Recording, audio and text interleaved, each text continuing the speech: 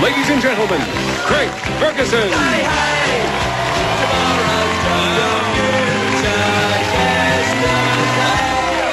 I know, we got a great show tonight. Cameron Mannheim is here, everybody. The wonderful Stephen Fry is here. We'll be right back.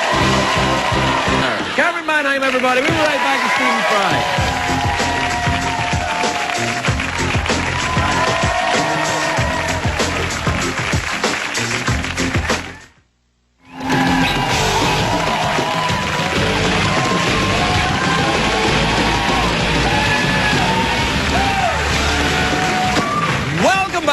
Welcome back, my filthy little badgers.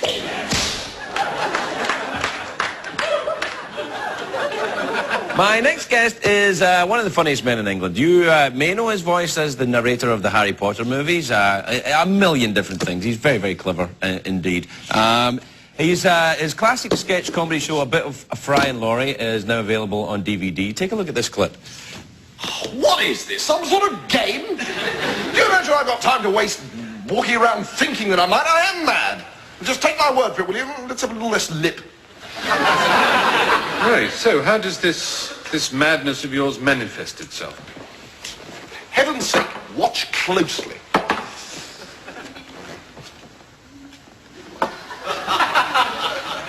You take off your shoes and you put a piece of bread in each one. I know I do! What is your problem? Stephen Fry, everybody.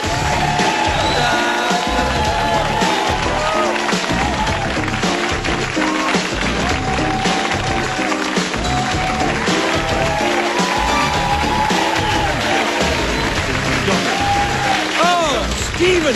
Oh, my dear Craig. Stephen, what a very odd world it is. I've known you for, what, 20 years, maybe? Yes, all of, yes, when you were I was a sad drunkard. Yeah, I was. That's right. You knew me back in the day. Spectacle, absolutely. I know, it was ghastly. Always flecked with vomit, as I remember.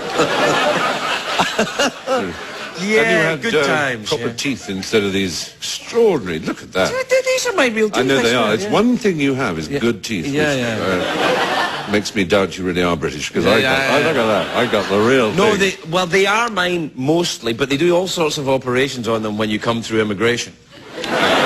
No, yeah, they're just whiteners and drills and bits, and it's a ghastly business. Hey, the Fry and Laurie. Yes.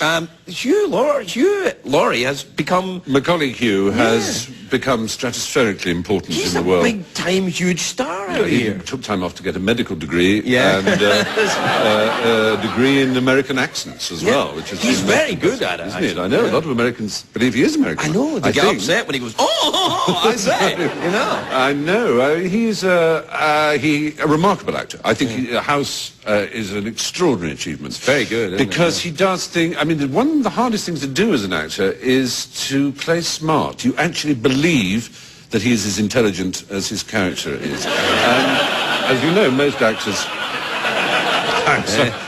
most actors are... Well, I know. They don't really know which way to sit on a lavatory. Yeah, I know. They're not very bright, bless them. You're very bright, though. You've written books and poetry, my God. Look at this. A poetry book. Yes. Isn't poetry very difficult? I don't think it's difficult. I think everybody's a poet inside. I think it's one of the forgotten arts. It's so much easier to write a poem if you have some sense of, I'm going to write a sonnet. And that's all that book is. It's just a way Well, it's interesting that you're obviously quite passionate about it. I think poetry is one of those art forms that's often got very, very wrong. Yeah. Usually by people who are recently sober. Very true. You know, it's like... stuff to do with the inner child, great... Lord, I hate that stuff. Yeah. Also, companies that try and sell greetings cards. Extraordinary idea. They're really the equivalent of... Well, I mean, there isn't enough vomit in the world. Open one of these things and... I love you. Yeah, I know. This is ghastly business. Horrifying. Now listen, you're over here periodically. You come over here quite a lot. And I live here now. I've moved over here, don't know if you've noticed that. Yeah, the drink sales have plummeted in the UK.